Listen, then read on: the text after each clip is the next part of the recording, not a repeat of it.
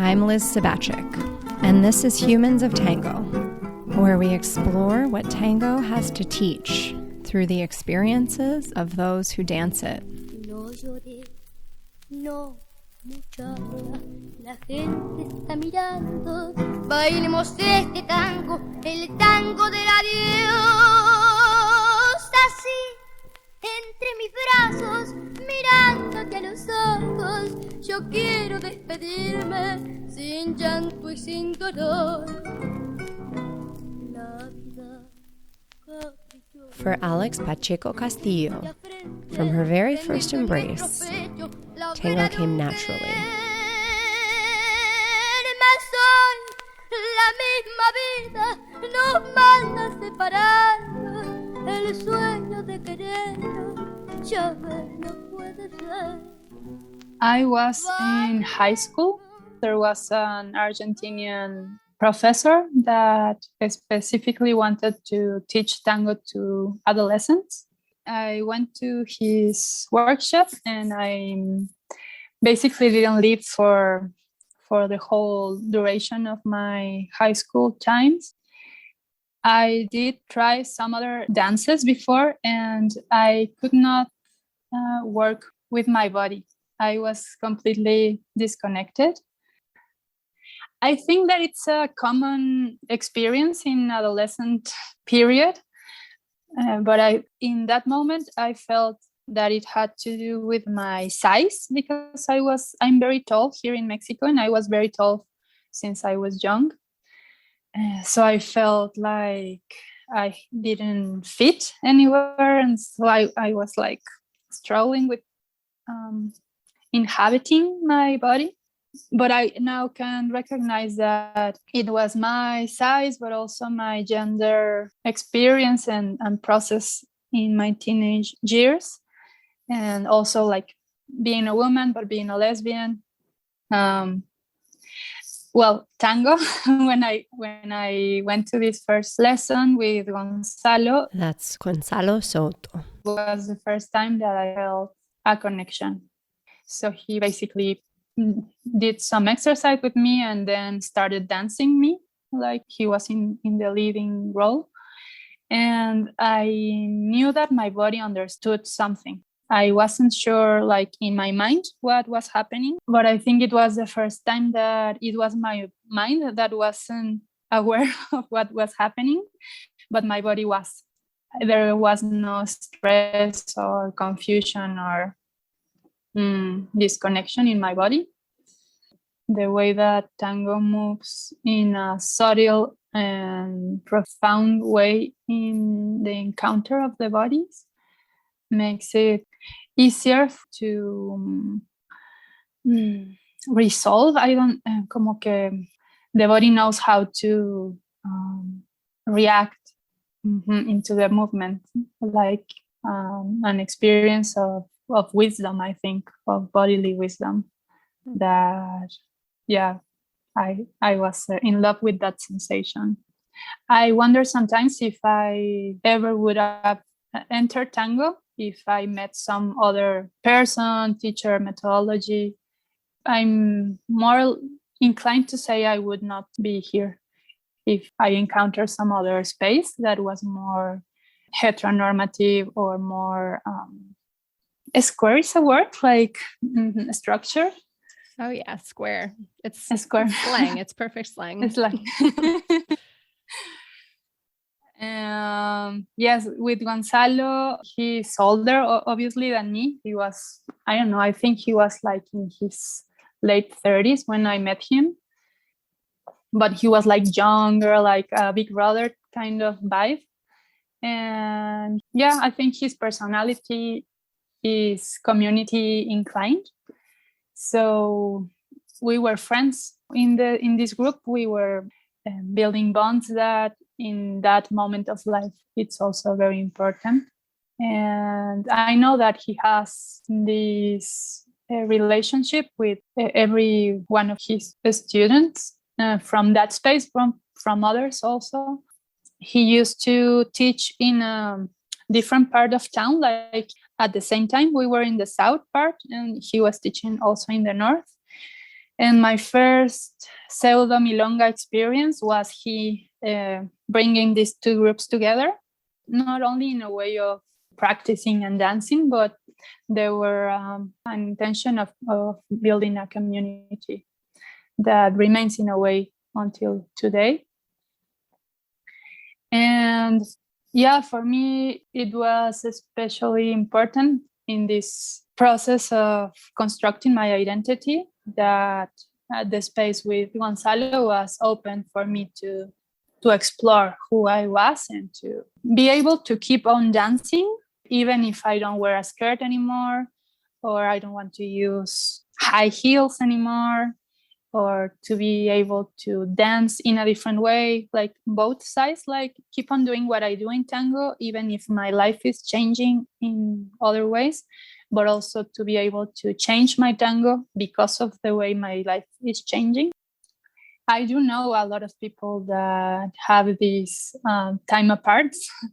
And sometimes it's because we don't have energy or we need to focus on some other parts of our lives. But I know a lot of cases that had to do with changing process that are not ready for disclosure, that it not always has to do with gender or with, sometimes it had to do with age or disability processes or even social economical status. Yeah, it's a question about belonging also, like who is the person that belongs to this community? Do I belong in a static way, or I belong in a movement kind of milonga round way? Like we are in the milonga and we're moving and still belonging. I think that it's a challenge for communities and for individuals to be able to belong in a dynamic way. That was a dance floor of life metaphor, right? Just to make sure Yeah. I'm with you. Okay. Yeah. This potential for dynamic belonging is a big part of what drives Alex as a tango dancer, teacher, and organizer. I think tango can build bonds in a world that it's completely severed. So for me, yeah, like being able to dance with someone that I don't know is like magical. It is, but being able to sustain connections with people over time, thanks to tango, it's even more magical. Alex came onto my radar when we both wrote essays for a 2021 ebook called Queer Tango Futures, which you can download for free through a link in the show notes if you're so inclined. While my essay imagined making tango more inclusive by including more of our authentic selves in the dance, Alex's took the concept of inclusivity in a completely different direction, contrasting it with belonging. Belonging is that way in which organically you are who you are, and because of who you are in a whole. You are belonging to a bigger set. On the other side, inclusion, it's the experience of being inside of a whole that has some characteristics that can match you, but some characteristics of the whole doesn't relate to your characteristics. So you are like inside of the set in a not complete way. And you are inside of the set, even though, not because of, but even though you are who you are. I'm included in this community in spite of me being queer, me being a lesbian, me being both role dancer.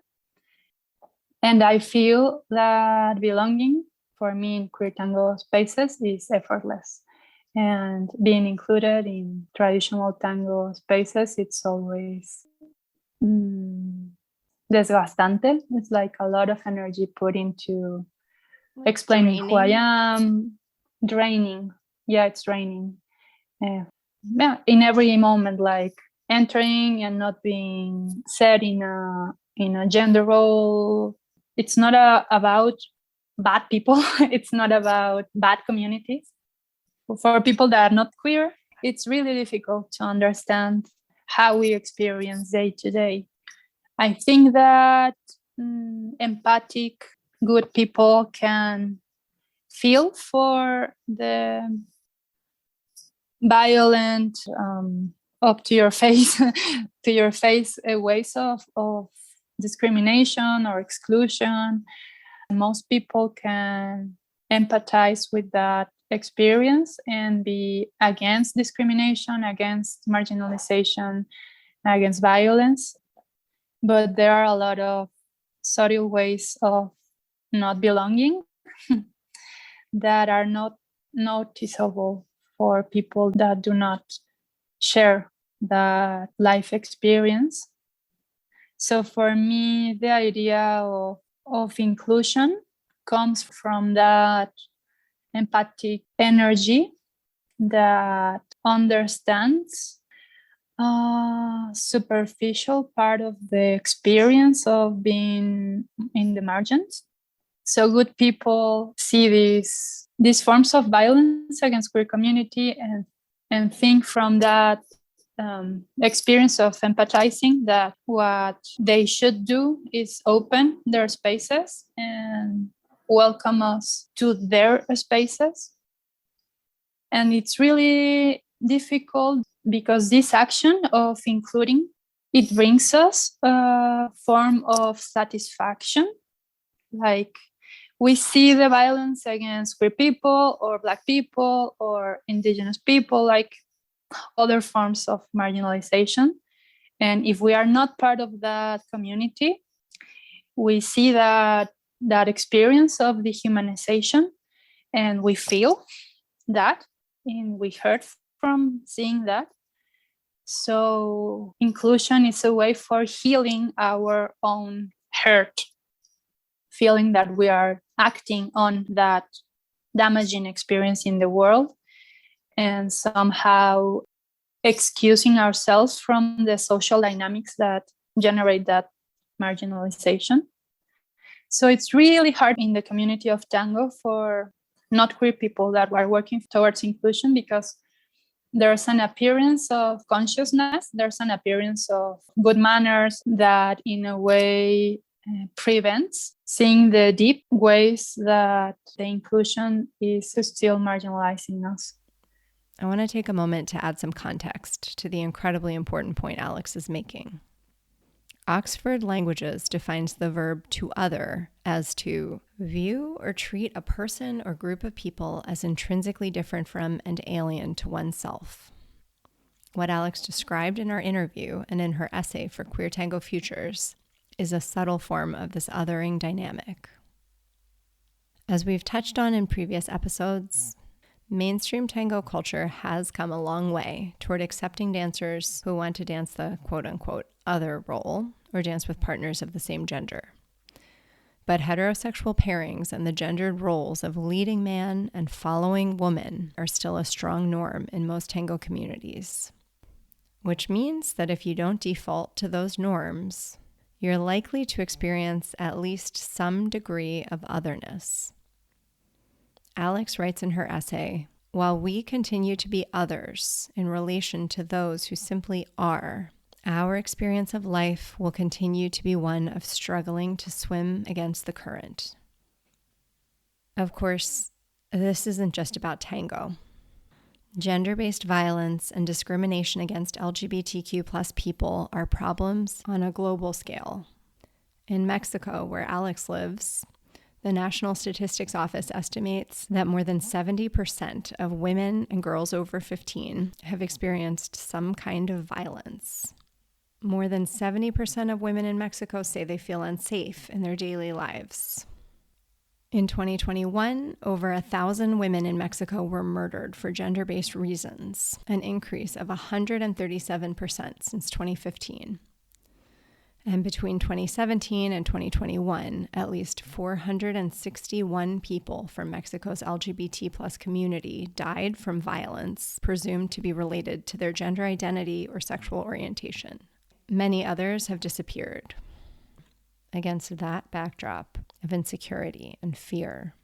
Even low levels of othering can be a barrier to entry, especially to an activity you're choosing to do in your free time. In this moment in Mexico, you are going outside to the streets to protest against the increased violence against women. You are talking about the extreme but always present experience of not belonging. Like, this world is not for us. The rules of the game that is socially played are not made for us as women or as BIPOC people. BIPOC stands for Black, Indigenous, and People of Color. Or as gender queer people all the time. But in the edge of this experience, it's always violence and death. Like, an essential part of the experience of not belonging is the experience of your life always being in doubt. Your existence, like symbolically, is always put in doubt. But it's not only symbolically, it's also materially. And when you put in front of the struggle, of the protest, that extreme experience, there's no other way of resolving the issue that is not thinking of systems in which we belong. Like, violence against women is not being resolved in a patriarchal system. And it's the same for queer people. Like, I mean, it has to do with a hierarchy, right? So anytime that there's a group that's has more power, basically they wield that power over someone else. And there's like a latent violence in that. There's violence inherent in that. Yes. And there's a link that cannot be broken between the experience of those who have privilege and the experience of those who have been marginalized. And even though there's ways of that privilege that is not overt violent, it's always sustained on all of this experience, including overt violence and death and assassination. Yeah. And I think that for any group in which we are members, that we have privilege, it's a big challenge to get to awareness. Like, it's a lot to bear the awareness that our privilege is based on the destruction of others. And I do believe that awareness is possible and necessary. It needs to have a deep and resourced ability to bear the incomodidad, the discomfort of knowing that this is the way life is organized socially, that it's not enough for me to say I am not using my white privilege or my straight privilege to have benefits for myself. It's not enough because the world has benefits for me, institutionalized. So in order for us as agent members of privilege to work towards anti-oppressive ways of being in the world, we need to start by recognizing that we do not know the experience of the marginalized group, and we need to bear witness of the experience when they want to share it with us.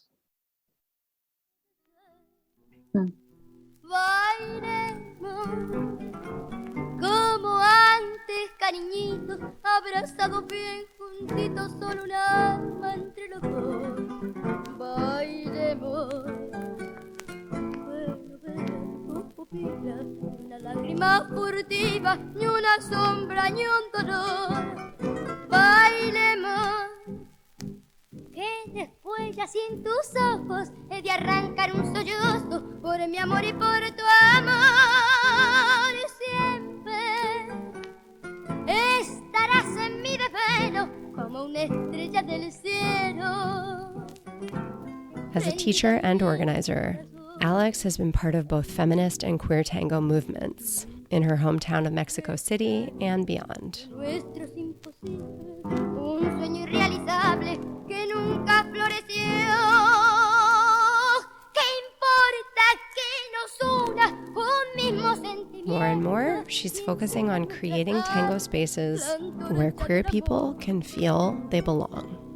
Que tengas mucha suerte, que Dios no te abandone. Yo sé que a mí me espera la eterna soledad. No tiembles en mis brazos. In the daily life of working and surviving and doing whatever you do, there's not always resource for building a network. And when we go to tango, we take time of work, we take time of rest, we take time of the day-to-day life in the system, and we say this is going to be for me to be in tango, no? To be. And so the decision to make time is vital for the possibility to construct what we want, because it's our time. And that for me opens a window for communities to be formed around decision, because we have family communities that can be good or bad, but we're not deciding that this is our family.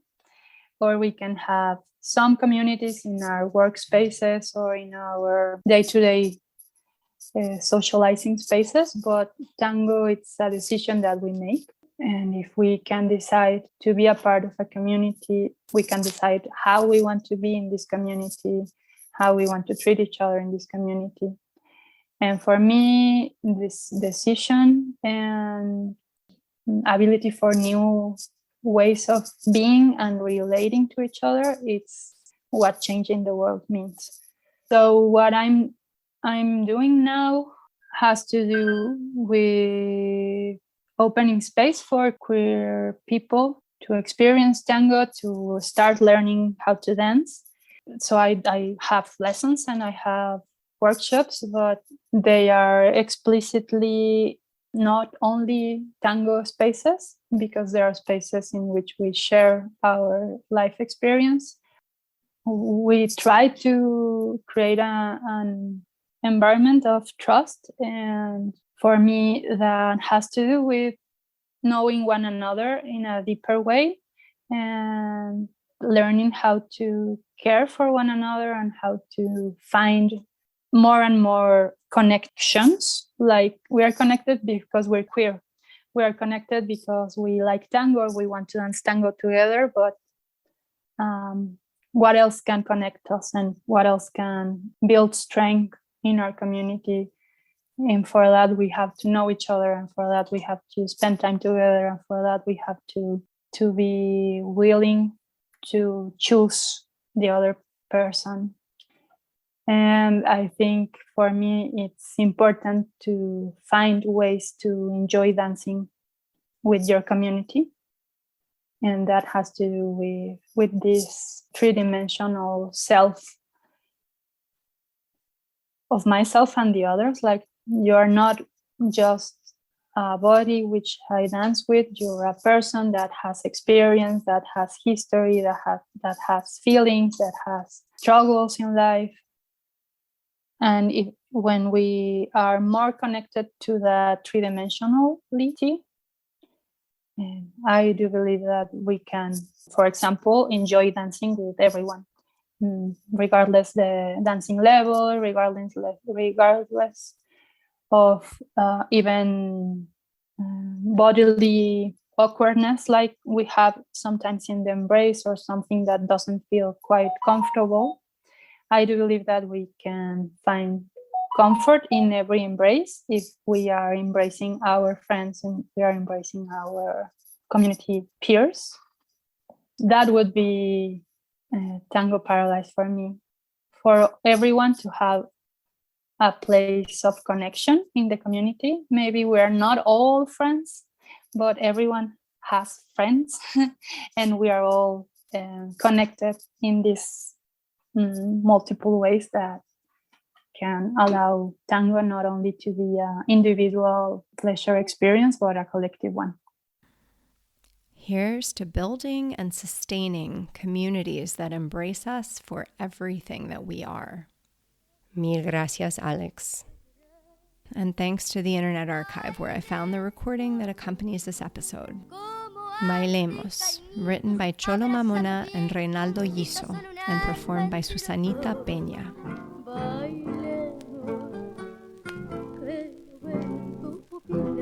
Una lágrima furtiva, ni una sombra, ni un dolor.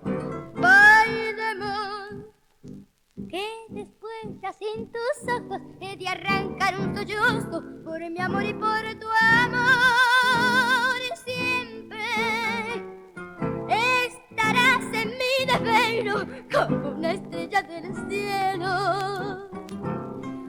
Prendida en mí, oh corazón.